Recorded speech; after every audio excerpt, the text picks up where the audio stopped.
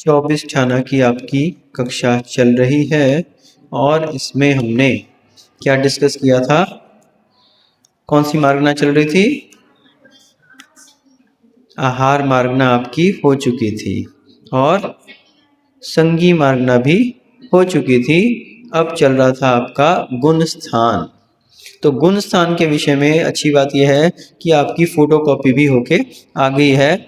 इसमें आप लोग क्या करो, सबसे लास्ट वाला एक पेज निकाल लो। सबसे लास्ट में एक पेज इसमें अटैच हुआ है, हाथ से लिखा हुआ। ये आपको गुण स्थानों को समझने में बहुत ही इजी हो जाएगा। ठीक है, निकाल लिए सबने? गुण स्थान दर्पण के नाम से लास्ट पेज, बिल्कुल यही जो लास्ट वाला पेज, हाँ यही, हाँ इसी की बात कर रहे हैं। तो इसमें क्या है, गुण स्थान के विषय में बहुत आसान तरीके से दिया हुआ है। तो इसके विषय में जो गुण स्थान है, अपने कल अपन ने देखा था कि गुण स्थान कितने होते हैं? 14 गुण स्थान होते हैं। तो 14 गुण स्थानों में कल हमने इनके नाम देख लिए थे और स्वरूप को भी इसके समझ लिया था मोटे तौर पर, कि मिथ्यात्व, सासाधन, मिश्र, जिसका तो आपका सम्यक मार्गना में आ ही गया था।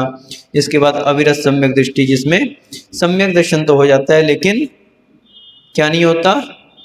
देश संयम और सकल संयम नहीं होता। प्रमत अप्रमत, एक में प्रमाद रहता है और एक में प्रमाद का भी अभाव हो जाता है। और फिर 4 गुण स्थान, 5 गुण स्थान आपके श्रेणी आरूढ़न के, 8वां 9वां 10वां और 11वां उपशम श्रेणी का, और 8वां 9वां 10वां 12वां किसका? शपक श्रेणी का। 13वां संयोग केवली का और 14वां अयोग केवली का। तो अब अपन क्या करेंगे, मात्र थोड़े सी मेहनत से बहुत सारा काम कर लेंगे। तो पहले तो अपन क्या कर रहे हैं, गुण स्थानों को एक एक करके समझने का प्रयास कर रहे हैं और उसके बाद अपन क्या करेंगे, थोड़ी सी मेहनत से बहुत सारी चीज को समझ लेंगे। तो सबसे पहले अपन का कौन सा गुण स्थान है? पहला मिथ्यात्व गुण स्थान। तो मिथ्यात्व गुण स्थान किसे कहते हैं? दर्शन मोहनीय के भेद, मिथ्यात्व प्रकृति के उदय से होने वाले अतत्व श्रद्धान रूप जीव के भाव को मिथ्यात्व गुण स्थान कहते हैं। तो अपन क्या करें, पहले इसको जो है ना आसान तरीके से समझ ले रहे, फिर अपन जब डिटेल में पढ़ेंगे तो आपको और अच्छे से समझ में आ जाएगा। ठीक है, अब जो हम बोलने जा रहे हैं बिल्कुल हमारी तरफ देख के ध्यान से समझना है आपको। कुछ नहीं करना, ना लिखना है ना उधर इधर देखना है।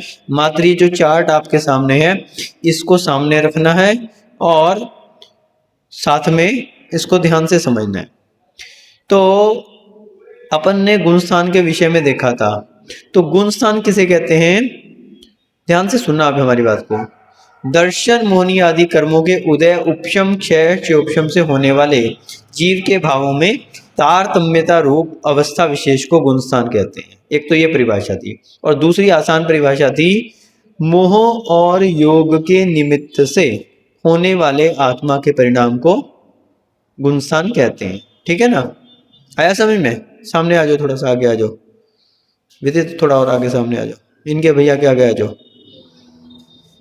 अरे इसके सामने आ जाओ, भैया के आगे आ जाओ तो देखोगे उस साइड में। अरे उस साइड में आ जाओ, थोड़ा पीछे रहो आप। तो बैठ जाओ यहीं पे। कल हमने क्या बताया था कि मोह और योग के निमित्त से होने वाले आत्मा के परिणाम को गुण स्थान कहते हैं। अब ये याद रख लेना बिल्कुल अच्छे से, गुण स्थान किसे कहते हैं? खोज को नहीं, अब यहाँ पे खोज नहीं है। अब एक चीज ध्यान रख लेना सब लोग, अभी तक क्या चल रही थी? मार्गणाएं, खोजना। मार्गणा यानी खोजना। अब 14 मार्गणाएं पूरी हो गई, अब ये खोज वाला काम बंद। ठीक है, अब खोज की बात नहीं है, अब आ गया गुण स्थान। 14 आहारक मार्गणा तक क्या था? 14 मार्गणाओं की बात थी, तो वहां पे तो खोज कर रहे थे आत्मा की। अब नहीं है ये, अभी तो कहा मोह और योग के निमित्त से होने वाले आत्मा के परिणाम को गुण स्थान कहते हैं। आया समझ में? किस किस के निमित्त से?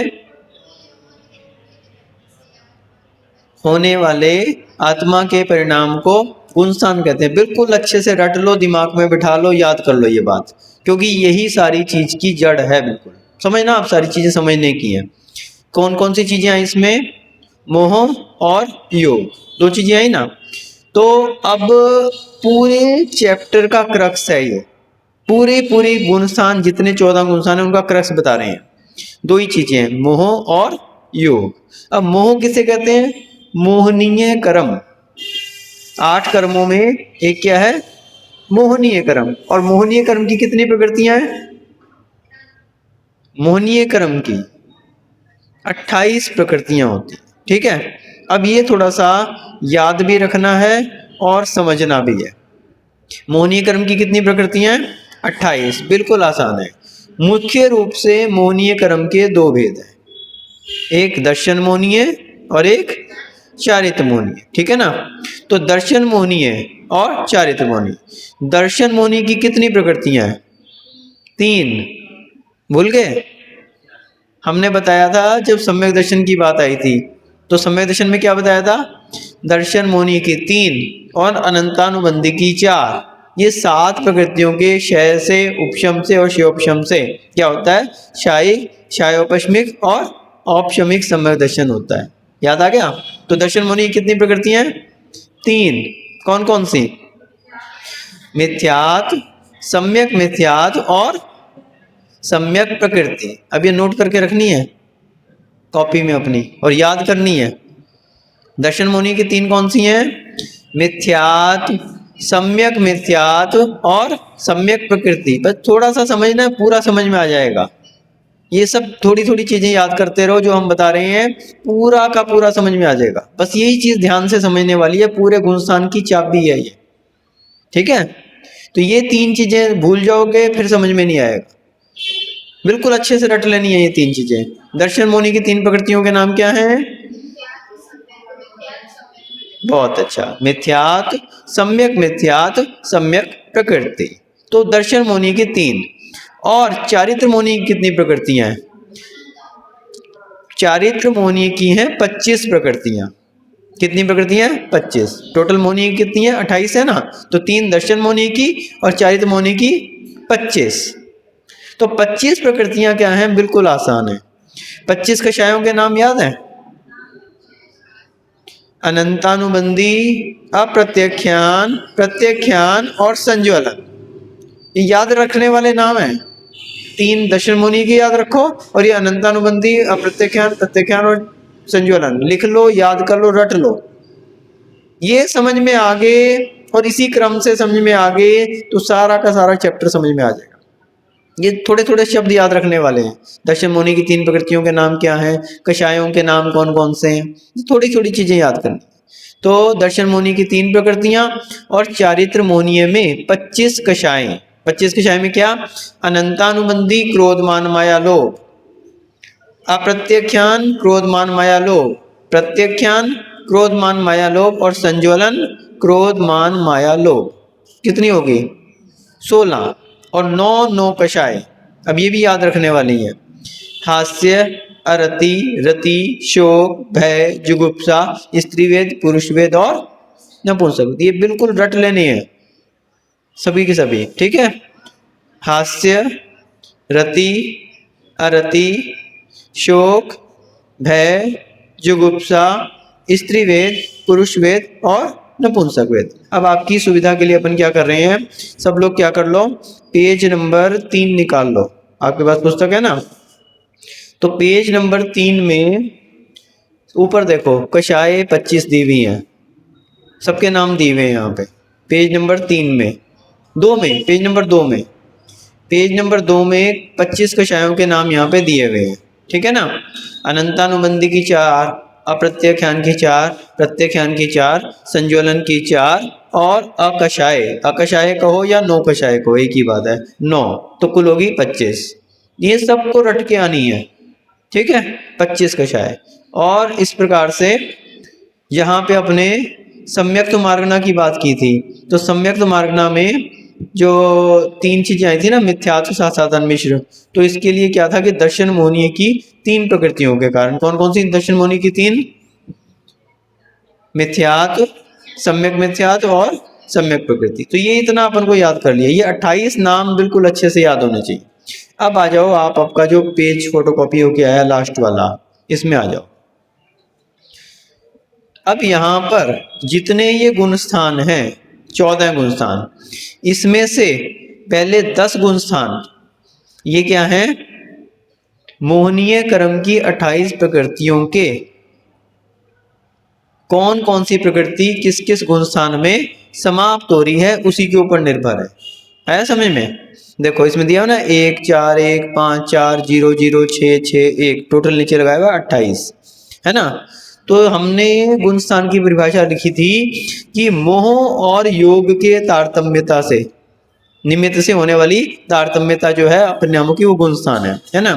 तो 10वें गुण स्थान तक ध्यान से सुनना, 10वें गुण स्थान तक मोहनीय कर्म का, मोहनीय कर्म के कारण जो है वो 10वें गुण स्थान तक चलते हैं। 10वें गुण स्थान तक मोहनीय कर्म के कारण जो है परिणामों में तारतम्यता आती है मुख्य रूप से। वैसे तो योगों के कारण भी आती है, लेकिन मुख्य रूप से मोहनीय कर्म। और 10वें गुण स्थान में मोहनीय कर्म पूरा समाप्त हो जाता है। 11वें 12वें गुण स्थान में, 13वें गुण स्थान में और 14वें गुण स्थान में क्या रहते हैं, योग। योगों के कारण जो है गुण स्थान बनते हैं। 10वें गुण स्थान तक कौन से, किसके कारण बनते हैं गुण स्थान, मोहनीय कर्म के कारण, मोह के कारण, और उससे आगे योगों के कारण। ठीक है ना। तो ये दो बातें अपने समझ लिए, मोह और योग के निमित्त से, मोह के निमित्त से 10वें गुण स्थान तक और योग के निमित्त से 11 से लेके 14 गुण स्थान तक। इतना समझ में आ गया। अब मोहनीय कर्म की हमने देख ली 28 प्रकृतियां, दर्शन मोहनीय की 3 और 25 चारित्र मोहनीय की। ठीक है ना। अब क्या करना है अपन को, कौन सी प्रकृति कौन से गुण स्थान में समाप्त हो रही है, बस इतना याद कर लेना। ये चार्ट में आपको हमने दे दिया है ना। पहले गुण स्थान मिथ्यात्व में कौन सी प्रकृति का उदय रहता है, मिथ्यात्व। दर्शन मोहनीय की 3 प्रकृतियों में पहली प्रकृति कौन सी है, मिथ्यात्व। ठीक है ना। तो मिथ्यात्व प्रकृति की वजह से क्या होता है, पहला गुण स्थान होता है। दूसरा गुण स्थान क्या है, साधन। इसमें कौन सी प्रकृतियां हैं, अनंतानुबंधी, क्रोध, मान, माया, लोभ, जो कि चारित्र मोहनीय में है। ये 4 प्रकृतियां। ठीक है ना, आ गया समझ में। तीसरा मिश्र गुण स्थान, इसमें कौन सी प्रकृति काम कर रही है, सम्यक मिथ्यात्व, जो दर्शन मोहनीय की दूसरे नंबर की प्रकृति है। ठीक है ना। और चौथे गुण स्थान में 5 प्रकृतियां, एक सम्यक प्रकृति रह रही है इसमें, और अप्रत्यक्षान, क्रोध, मान, माया, लोभ। पहले इतना समझ लिया अपन। ठीक है ना। तो पहली बात तो ये कि कल हमने एक दिन पहले देखा था कि 7 प्रकृतियों के क्षय से, उपशम से और क्षयोपशम से क्या होता है, शायिक, औपशमिक और क्षयोपशमिक सम्यक दर्शन होता है। ठीक है ना। तो अगर हम सम्यक दर्शन की बात करें तो सम्यक दर्शन कौन से स्थान में होता है, चौथे गुण स्थान में। भूल गए, चौथे गुण स्थान में सम्यक दर्शन हो जाता है ना। तो 7 प्रकृतियों का यहाँ पे क्या हो रहा है, क्षय, क्षयोपशम अथवा उपशम। वो तो पता है ना तुम्हें, क्षय यानी समाप्त हो जाना, उपशम यानी नीचे बैठ जाना, दबा देना, और क्षयोपशम यानी थोड़ा सा बच जाना। कौन सा थोड़ा सा, बारीक, यानी जो सम्यक प्रकृति है, देशघाती प्रकृति का उदय में रहना, बाकी सबका दब जाना। ठीक है ना। तो यहां पर बताया कि पहले गुण स्थान में मिथ्यात्व प्रकृति का उदय रहता है, दूसरे गुण स्थान में अनंतानुबंधी का उदय रहता है 4 का, और तीसरे में मिश्र का। ये 6 प्रकृतियों के उदय में तो सम्यक दर्शन हो ही नहीं सकता। ठीक है ना। ये 6 प्रकृतियां, अनंतानुबंधी की 4 और दर्शन मोहनीय की 2, एक मिथ्यात्व और एक सम्यक मिथ्यात्व। तो ये 6 के उदय में तो सम्यक दर्शन ही नहीं हो सकता, सम्यक दृष्टि हो ही नहीं सकता। अब एक रहेगी सम्यक प्रकृति। सम्यक प्रकृति के उदय में सम्यक दर्शन हो सकता है, लेकिन कैसा होता है, दूषित होता है, खराब वाला, है ना। तो कौन सा सम्यक दर्शन होता है, वो वेदक सम्यक दर्शन।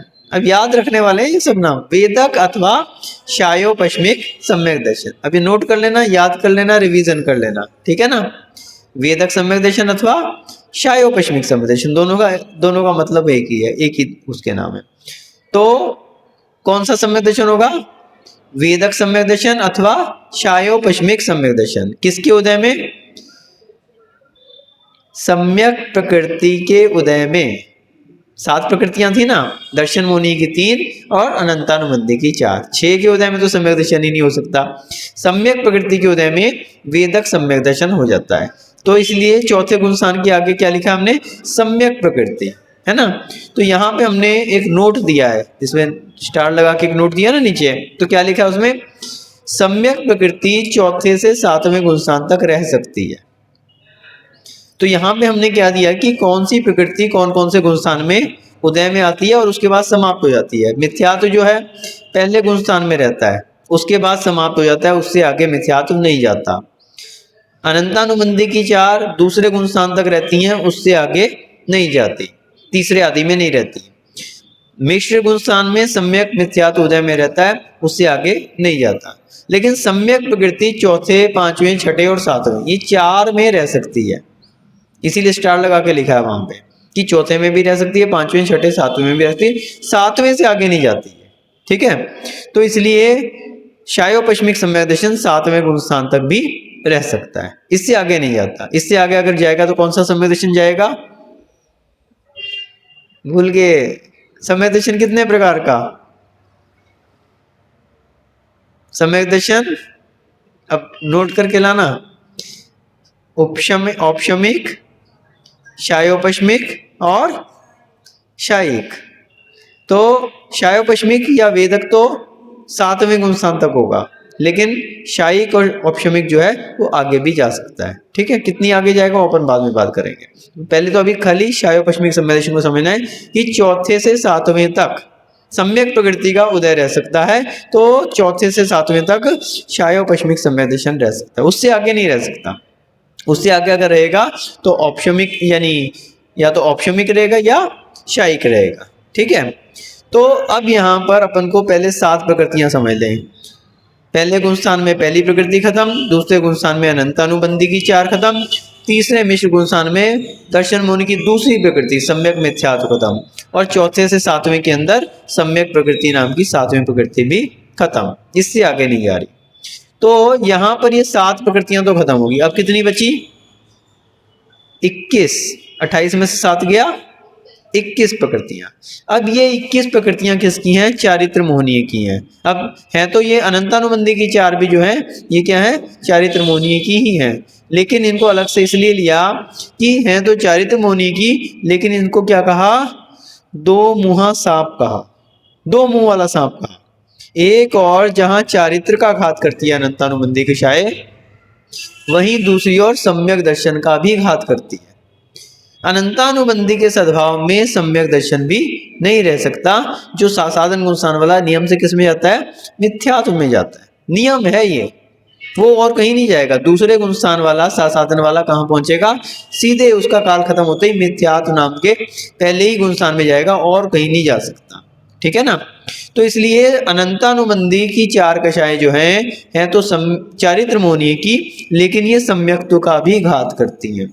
ठीक है ना, तो इस प्रकार से अपन ने देख लिया 7 प्रकृतियां। अब बची चारित्र मोहनीय की 21 प्रकृतियां। 25 थी ना कषाएं, उसमें से 4 ही अनंतानुबंधी की होगी, 21। अब बची 21। अब ये 21 कषाएं कहाँ कहाँ कौन कौन से गुण स्थान में समाप्त हो रही है वो अपन को समझना है। ठीक है, तो कषाय वाला पेज खोल लो साथ में। कषाय वाला जो पेज है ना, पेज नंबर 2, उसमें देखो 21 कषाय, 25 कषाय लिखी है ना, तो वहां पर दिए हैं अप्रत्यख्यान की 4। अनंतानुबंधी के बाद क्या दिए हैं? अप्रत्यख्यान की 4, क्रोध, मान, माया, लोभ। तो ये अप्रत्यख्यान की 4 कौन से गुण स्थान में खत्म हो रही है? चौथे गुण स्थान में। 5 दिए ना उसमें, एक सम्यक प्रकृति और एक अप्रत्यख्यान की 4। अप्रत्यख्यान, क्रोध, मान, माया और लोभ। और इसके बाद कौन सी दी है? प्रत्यख्यान, क्रोध, मान, माया, लोभ। ये कौन से गुण स्थान में खत्म हो रही है? 5वें गुण स्थान में। इसके बाद 6ठे और 7वें में किसी भी कषाय का वो नहीं खत्म हो रहा। हास्य, रति, अरति, शोक, भय, जुगुप्सा, ये 6, ये 8वें गुण स्थान में खत्म हो रही है। ये 6 किसमें हो रही है? 8वें। और इसके बाद स्त्री वेद, पुरुष वेद, नपुंसक वेद और संज्वलन, क्रोध, मान, माया। अभी लोभ नहीं लेना, क्रोध, मान, माया, ये 6। स्त्री वेद, पुरुष वेद, नपुंसक वेद, संज्वलन, क्रोध, मान, माया, ये 6 किसमें खत्म हो रही है? 9वें गुण स्थान में। और 10वीं संज्वलन, लोभ, ये किस गुण स्थान में खत्म हो रही है? 10वें गुण स्थान। इतना समझ में आ गया? अब ये बातें अपन को याद कर लेनी, बस इतना याद कर लिया अपने को, मोटा मोटा सारे गुण स्थानों का समझ में आ गया। ये बिल्कुल चाबी है, समझ लो। इतना अगर हमने समझ लिया, याद कर लिया, रट लिया, दिमाग में बिठा लिया, तो कोई भी हमसे पूछेगा गुण स्थान का तो अपन बता देंगे किस गुण स्थान में क्या होता है। ठीक है, बिल्कुल अच्छे से रट लेना इसको। तो अब यहाँ पे अपन एक बार फिर से डिस्कस कर लेते हैं। पहले गुण स्थान में मिथ्यात्व, दूसरे में क्रोध, मान, माया, लोभ, अनंतानुबंधी वाली, तीसरे में सम्यक मिथ्यात्व, चौथे में सम्यक प्रकृति। पहले अब इतना ही समझो, सम्यक प्रकृति चौथे में कह रहे हैं अपन, है कि चौथे से 7वें तक जाती है। तो इनका यहाँ पे इस गुण स्थान में उदय आता है और इस गुण स्थान के बाद ये खत्म हो जाती हैं, इससे आगे नहीं जाती। तो जो ये 7 प्रकृतियां हैं, जब तक ये खत्म नहीं होंगी तब तक तो सम्यक दर्शन नहीं हो सकता। 6 के बगैर हो नहीं सकता। और 7वीं सम्यक प्रकृति के सद्भाव में शायोपश्मेक वेदक सम्यक दर्शन होता है। ठीक है ना। अब बची 21 में से अप्रत्यक्षान की 4 ये चौथे गुण स्थान में रहती हैं। तो अप्रत्यक्षान की 4 का अर्थ है कि जो देश चारित्र का भी घात करती है, देश चारित्र भी उत्पन्न नहीं होने देती। देश चारित्र कौन से गुण स्थान में होता है? 5वें में। तो ये देश चारित्र को भी उत्पन्न नहीं होने देती। ये अप्रत्यक्षान की 4 इनकी विशेषता है। एक चीज और इसमें डिस्कस कर लें अगर आप कंफ्यूज ना हो तो पहले तो ये जो कषायों की हम बात कर रहे हैं तो इनका समय कितना रहता है? संज्वलन कषाय कितने समय तक रहती है? अंतर मुहूर्त तक, यानी अधिक से अधिक 48 मिनट से एक समय कम तक। ये क्या है? संज्वलन। इसके बाद है प्रत्यक्षान कषाय, ये कितने समय तक रहती है? 15 दिन तक। 48 मिनट से लेके 15 दिन तक कौन सी रहती है? प्रत्यक्षान। 48 मिनट से लेके 15 दिन तक प्रत्यक्षान कषाय का उदय रह सकता है। और इससे ऊपर चला जाए 6 महीने तक, कौन सी होगी? अप्रत्यक्षान। 15 दिन से 6 महीने तक। और 6 महीने से भी ऊपर चला जाए तो अनंतानुबंधी कषाय, अनंतानुबंधी बन जाएगी। 6 महीने से ऊपर अगर चलेगी तो क्या हो जाएगी? अनंतानुबंधी बन जाएगी। इसलिए अपन कहते हैं कि अपनी कषाय किसी से हो जाए, किसी से वैर विरोध हो जाए, कहीं मान के भाव आ जाए, मायाचारी के भाव आ जाए, तुरंत के तुरंत क्षमा याचना कर लो, तुरंत के तुरंत वो कषाय को खत्म कर लो, नहीं तो और बढ़ते रूप को ले जाएगी। 6 महीने में तो हर हालत में अपनों को बिल्कुल कषाय को समाप्त करना ही करना है, क्योंकि उससे ऊपर चलेगी तो क्या हो जाएगी? अनंतानुबंधी बन जाएगी। और अनंतानुबंधी जहां एक बार चारित्र मोहिनी का घात करती है सो करती है, सम्यक दर्शन का भी घात कर देती है। सम्यक दर्शन जैसा दुर्लभ रत्न भी हमारे हाथ से छूट जाता है। किसके सद्भाव में? अनंतानुबंधी। जो लोग एक दूसरे के ऊपर केस कर देते हैं, मुकदमा चल रहा है कि कोर्ट में सालों साल तक चलता जा रहा है, कौन सी कषाय चल रही है? अनंतानुबंधी।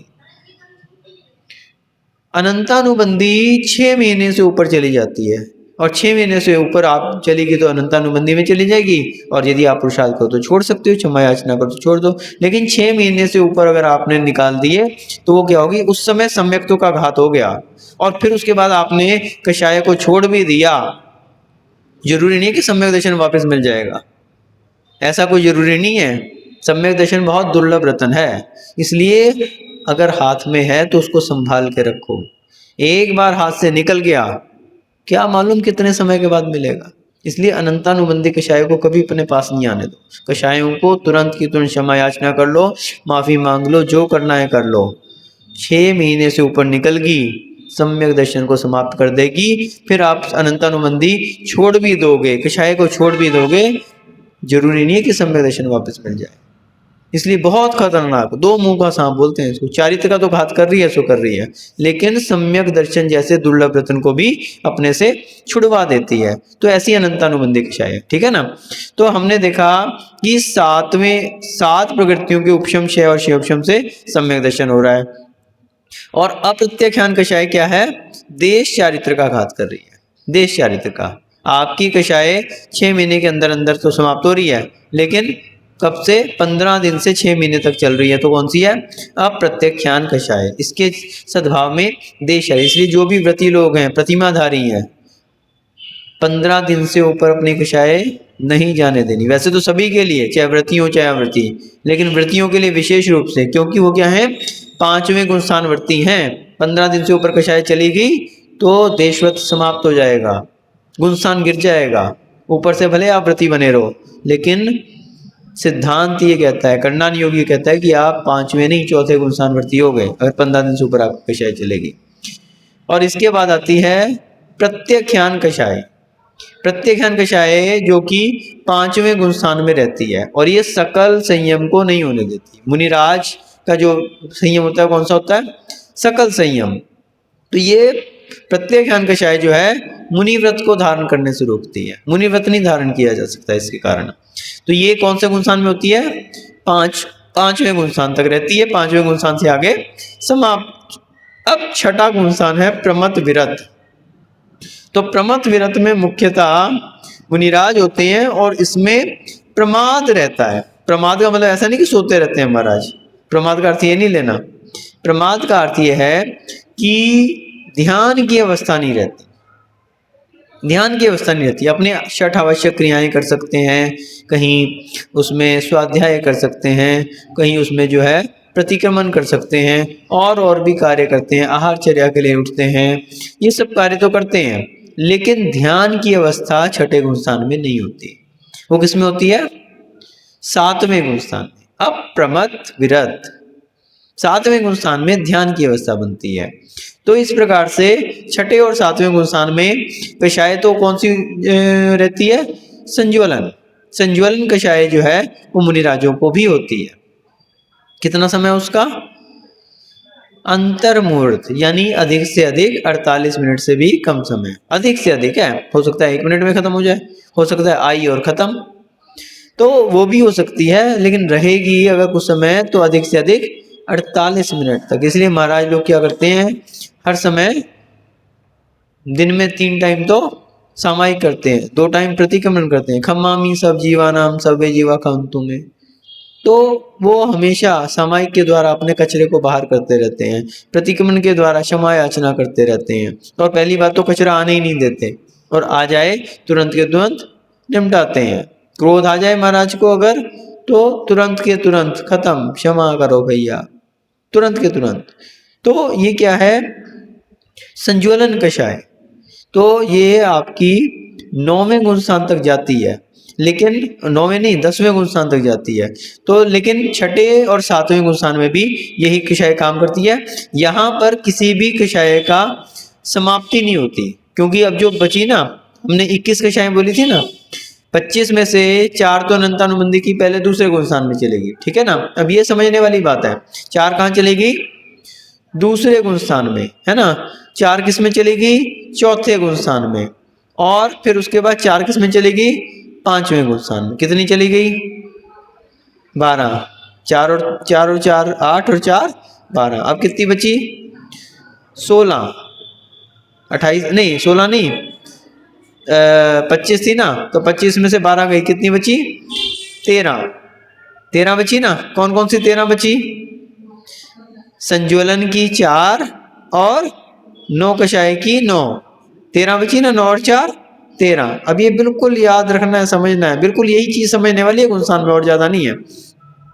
4 चली गई दूसरे गुणस्थान में, 4 चली गई चौथे गुणस्थान में, और 4 चली गई 5वें गुणस्थान में। अब मुनिराज के लिए कितनी कषाय रहेगी? 13। 25 में से 12 गई, कितनी बची? 13। कौन कौन सी 13? संज्वलन की 4 और 9 कषाय की 9। 9 और 4 13। तो ये 13 कषायें मुनिराज को भी हो सकती हैं, जरूरी नहीं कि होंगी, लेकिन हो सकती हैं। तो यहाँ पर छठे गुणस्थान और सातवें गुणस्थान में इन 13 कषायों का सद्भाव पाया जा सकता है। छठे में भी हो सकता है, सातवें में भी हो सकता है। अब आठवें गुणस्थान में भी कितनी कषाएं रहेंगी? यही 13 की 13 रह सकती हैं। लेकिन आठवें गुणस्थान में 6 कषाएं समाप्त हो जाती है। कौन कौन सी? हास्य, रति, उसमें देखो चार्ट में, हास्य, रति, अरति, शोक, भय, जुगुप्सा, ये कौन से गुणस्थान में समाप्त हुई? आठवें गुणस्थान में। अपूर्वकरण, अपूर्वकरण का जो आठवां गुणस्थान है, इसमें ये 6 कषाएं भी समाप्त हो जाती हैं। अब कितनी बची? अब कितनी बची आठवें गुणस्थान के बाद? 7। 13 में से 6 गए, 7। कौन सी 7? संज्वलन की 4 और 9 कषाय में से 3, स्त्रीवेद, पुरुषवेद, नपुंसक वेद, 7 बची ना। अब इन 7 में से 6 कषाय जो हैं वो 9वें गुणस्थान में समाप्त होती है। 9वें में तो 7 की 7 रहेंगी, लेकिन 9वें से आगे मात्र 1 कषाय जाएगी। 6 जो है 9वें गुणस्थान में समाप्त होगी। कौन कौन सी? स्त्रीवेद, पुरुषवेद, नपुंसक वेद और संज्वलन की क्रोध, मान और माया। ये 6 कषाय किस में समाप्त होगी? 9वें गुणस्थान में। अब कितनी बची? 1। कौन सी? संज्वलन लोभ। अब ये किस में समाप्त होगी? 10वें गुणस्थान में संज्वलन लोभ भी समाप्त हो गया, तो आपका मोहनीय क्रम समाप्त। 10वें गुणस्थान में जाके मोहनीय क्रम बिल्कुल समाप्त हो जाता है। अब एक बात समझनी है कि समाप्त का 2 अर्थ हैं, या तो कषायों को दबा दिया या बाहर कर दिया। अगर दबा दिया तो कौन सा है? उपशम। और अगर समाप्त कर दिया तो क्या है? क्षय। तो जो हम श्रेणी आरूढ़न की बात कर रहे हैं, श्रेणी आरूढ़न होती है 8वें गुणस्थान से। कौन कौन सी श्रेणी होती है? उपशम श्रेणी और शपक श्रेणी। तो उसमें यही है कि ये जो कषाएं हैं 8वें गुणस्थान में, जो 6 कषाएं अपने पढ़ी ना समाप्त हो रही हैं, 9वें गुणस्थान में 6 कषाएं समाप्त हो रही हैं और 10वें गुणस्थान में 1 कषाय समाप्त हो रही है। और इससे पहले भी 5वें गुणस्थान में 4 कषाएं समाप्त हो रही हैं, चौथे गुणस्थान में 4 कषाएं समाप्त हो रही हैं। ये जो 21 कषाएं हैं, ये जो 21 कषाएं हैं, जो इनको दबा के चल रहा है, उपशम करके चल रहा है, वो कौन सी श्रेणी आरूढ़ करेगा? उपशम श्रेणी। पहली बात तो जो 7 कषाएं हैं, जिनके कारण 7 जो प्रकृतियां हैं, अनंतानुबंधी की 4 और दर्शन मोहनीय की 3, इनका जिसने क्षय कर दिया तो उसको कौन सा सम्यक दर्शन होगा? शायिक। और जिसने इनको दबा दिया तो कौन सा सम्यक दर्शन होगा? उपशम। ठीक है ना। अभी 2 ही चीज को समझे अपन, शायोपशमिक को तो एक तरफ रख दें, सब तो 7वें गुणस्थान में समाप्त होता है। तो जो ये 7 प्रकृतियों को दबा के चल रहा है, तो उसका क्या है? उपशम सम्यक दर्शन। और खत्म करके चल रहा है उसका शायिक सम्यक दर्शन। अब जिसने 7 प्रकृतियों को दबाया है, वो जब 8वें गुणस्थान में पहुंचेगा, श्रेणी का आरूढ़न करेगा। वहां पे 2 श्रेणियां हैं, एक उपशम श्रेणी और एक शपक श्रेणी। तो वो कौन सी श्रेणी आरूढ़न करेगा? जिसने 7 प्रकृतियों को दबाया है, उपशम किया है, वो उपशम श्रेणी चढ़ेगा या शपक श्रेणी चढ़ेगा? उपशम श्रेणी चढ़ेगा। ठीक है, इतना तो सबको पता है। अब ये बताओ कि जिसने 7 प्रकृतियों को क्षय कर दिया है, बाहर कर दिया बिल्कुल, और कौन सा सम्यक दर्शन हो गया उसको? शायिक सम्यक दर्शन, है ना। अब वो जब 8वें गुणस्थान में श्रेणी के पास पहुंचेगा, और वहां 2 श्रेणियां, एक उपशम श्रेणी और एक शपक श्रेणी, तो वो कौन सी श्रेणी चढ़ेगा? शपक श्रेणी, है ना। बस हमने एक दिन पहले भी बताया था। उपशम वाला तो मात्र उपशम श्रेणी ही चढ़ेगा, लेकिन शपक श्रेणी और उपशम श्रेणी जो शायिक सम्यक दृष्टि है, वो उपशम श्रेणी भी चढ़ सकता है और शपक श्रेणी भी चढ़ सकता है। समझे? क्यों? क्योंकि मात्र 7 कषाय नहीं, उसको 28 की 28 कषायों का क्षय करना है शपक श्रेणी वाले को। तो 7 तो पहले क्षय करेगा ही करेगा। जिसने 7 को भी क्षय नहीं किया, वो तो शपक श्रेणी चढ़ेगा ही नहीं। लेकिन जिसने 7 को क्षय कर दिया, उसके बाद जब वो चौथे गुणस्थान से आगे बढ़ेगा, तो अप्रत्यक्षान को भी क्षय करना चाहिए उसे, तभी चढ़ पाएगा। 5वें गुणस्थान में प्रत्यक्षान की 4 को भी क्षय करेगा। 4 में 4 ही 8 हो गई। इसके बाद जब 8वें गुणस्थान में शपक श्रेणी चढ़ेगा, तो 6 कषायों को क्षय करेगा, 9वें में 6 कषायों को, और अंत में 10वें गुणस्थान में संज्वलन लोभ को भी क्षय करेगा। सभी कषायों को नियम से उसको क्या करना पड़ेगा? क्षय करना पड़ेगा। उपशम करने से बात नहीं बनेगी। ठीक है ना। तो शपक श्रेणी जो चढ़ता है वो क्या करता है, सारे की सारी इन कषायों को 28 की 28 को, अब वहां पे 7 की बात नहीं है, 7 तो पहले करके ही आया है, बाकी 21 को भी क्या करेगा, क्षय करेगा। और अगर उसने 7 को तो क्षय कर दिया तो शायिक समय दृष्टि हो गया। अब उसके बाद बाकियों को उपशम कर रहा है तो कौन सी श्रेणी चढ़ेगा, उपशम श्रेणी। अगर बाकियों को भी क्षय करके चल रहा है तो शपक श्रेणी। ठीक है ना। अंतर इतना है कि अगर वो शपक श्रेणी को चढ़ रहा है तो वापस नीचे नहीं गिरेगा, लेकिन अगर उपशम श्रेणी चढ़ रहा है तो 11वें गुणस्थान में पहुंच के 10वें गुणस्थान में पहुंचा, उसने 28 की 28 कक्षाओं को क्या कर दिया, दबा दिया, या कुछ का क्षय कर दिया और कुछ को दबा दिया, उपशम कर दिया। तो कौन से गुणस्थान में पहुंचेगा वो, 11वें गुणस्थान में, क्योंकि कुछ कक्षाएं क्या है, दबी हुई हैं, और 11वें गुणस्थान में पहुंच के उसकी कक्षाएं वापस उदय में आ जाएगी तो वापस नीचे गिर जाएगा। और जो क्षय करके चल रहा है वो सीधे कौन से में पहुंचेगा, 12वें गुणस्थान में। 10वें में जैसे ही उसने सूक्ष्म लोक को क्षय किया तो 11वें में नहीं जाएगा, सीधे 12वें गुणस्थान में पहुंचेगा। आ गया समझ में।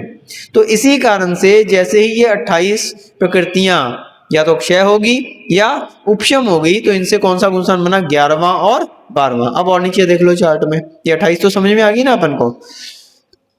इसके बाद जिसने क्या किया था, उपशम किया था, वो कौन से गुणस्थान में पहुंचा, 11वां। क्या नाम है उसका, उपशांत मोह। पहले अपन एक एक नाम भी थोड़े समझते जाएं। तो हमने देखा था छठे में क्या रहता है, मुनिराज का होता है और इसमें प्रमाद रहता है, प्रमथ। 7वें में अप्रमथ, यानी जिसमें प्रमाद भी समाप्त हो गया। 8वां है अपूर्व करण, जैसे भाव इसमें होते हैं ऐसे भाव पहले कभी नहीं हुए। अपूर्व, ऐसे ऐसे भाव जो कि आज तक नहीं हुए, ऐसे अपूर्व करण में 8वें गुणस्थान में होते हैं। 9वां है अनिवृत्तिकरण, तो इसमें क्या होता है, करण होते हैं, अब इसको थोड़ा डिटेल में समझेंगे तो बाद में समझेंगे। अनिवृत्तिकरण, तो इस प्रकार के इसमें भी परिणाम होते हैं। और 10वां क्या है, सूक्ष्म सांप्राय, मात्र सूक्ष्म लोभ इसमें बाकी बचा है, तो ये क्या है, सूक्ष्म सांप्राय। ठीक है ना। और 11वां क्या है, उपशांत मोह, जिसने मोह को क्या कर दिया है, उपशांत कर दिया है, दबा दिया है, उपशम किया है, वो क्या है, उपशांत मोह, 11वें गुणस्थान वाला। और 12वां क्या है, क्षीण मोह, जिसने मोह को क्षीण कर दिया है, समाप्त कर दिया है, दबाया नहीं है, बाहर कर दिया है, वो क्या है, क्षीण मोह नाम का 12वां गुणस्थान। तो यहां तक 12वें गुणस्थान तक क्या है, मोह की प्रधानता से कार्य हो रहा था। अब मोह तो खत्म हो गया 10वें गुणस्थान में, और उसके हिसाब से 11वां और 12वां गुणस्थान बन गया। अब 13वें गुणस्थान में मोह का कोई नाम नहीं है। ठीक है ना। अब क्या है, योग, योग बाकी है, इस कारण से गुणस्थान का नाम क्या है, सयोग केवली। जैसे ही उसने 10वें गुणस्थान में मोह को लोभ को क्षय किया तो 12वें गुणस्थान में, अब एक चीज इसमें और समझ लेना, 12वें गुणस्थान में बाकी 3 कर्म, ज्ञानावरणी, दर्शनावरणी और अंतराय, इन तीनों को एक साथ क्षय कर देगा। ठीक है। तो 3 कर्मों का एक साथ क्षय कर देगा, किस कौन से गुणस्थान में, 12वें गुणस्थान में। और क्या हो जाएगा, केवल ज्ञान हो जाएगा। 4 घातिया कर्म समाप्त हो गए। एक तो मोहनीय कर्म 10वें में हो गया था और 3 कर्म 12वें में हो गए। तो 13वें गुणस्थानवर्ती सयोग केवली हो जाएगा, केवल ज्ञान उत्पन्न हो जाएगा। ठीक है। तो सयोग केवली हो गया। तो सयोग केवली की क्या विशेषता है कि 12वें से सीधे 13वें गुणस्थान में केवल ज्ञान प्राप्त होके वो केवली हो जाते हैं, क्योंकि 12वें गुणस्थान में उसने 3 कर्मों का, ज्ञानावरणी, दर्शनावरणी और अंतराय, इन तीनों का क्या कर दिया, एक साथ क्षय कर दिया, और मोहनीय का 10वें में कर दिया था। तो 13वें गुणस्थानवर्ती केवली। अब क्या बाकी रह गया, उसका योग बाकी है, इसलिए वो 13वें गुणस्थान का क्या नाम है, सयोग केवली, यानी योग सहित जो केवली हैं वो क्या है, सयोग केवली। अब 13वें गुणस्थान के अंत में जब आयु का अंत आता है तो क्या करते हैं, वे योग निरोध करते हैं। आपने सुना ना, केवली भगवान क्या करते हैं आयु के अंत में, योग का निरोध करते हैं। तो योग का निरोध करके जो उनकी मन वचन काया की प्रवृत्तियां अभी तक चल रही थी, विहार हो रहा था, कहीं उनके लिए श्वासोश्वास की प्रकृति, ये जितने भी काम शरीर के हो रहे थे, उनकी वाणी खिन रही थी, तो वचन की प्रक्रिया चल रही थी, कहीं उनका जो है मन की जो है, हालांकि उनका द्रव्य मन ही बाकी था, तो वो तो केवल ज्ञान हो गया था, लेकिन ये सब जो प्रक्रियाएं चल रही थी इनको भी उन्होंने रोक दिया, बादर कृष्टि और सूक्ष्म कृष्टि आदि के द्वारा ये भी रोक दी, तो क्या हो गया, योग निरोध हो गया। और योग निरोध के द्वारा उन्होंने क्या किया, 14वें गुण स्थानवर्ती, कैसे रोका इसको, शुक्ल ध्यान के द्वारा। तीसरा शुक्ल ध्यान, सूक्ष्म क्रिया प्रतिपाती, जो सूक्ष्म क्रियाएं हो रही थी, हलचल हो रही थी, कहीं श्वासों की प्रक्रिया चल रही थी, जो सूक्ष्म कार्य हो रहे थे, पहले तो बादर कृष्टि के द्वारा बादर क्रियाओं को रोक देते हैं, चलना फिरना, समोषण का लगना, विहार आदि, ये सारी क्रियाएं रोक के एक जगह बैठ जाते हैं। और फिर जो सूक्ष्म क्रियाएं हैं उसको सूक्ष्म क्रिया प्रतिपाती नाम के तीसरे शुक्ल के ध्यान के द्वारा, जैसे अपन कहते हैं प्राणायाम, प्राणायाम के द्वारा सांस को रोक लेते हैं, तो वो तो एक मोटा सा उदाहरण है।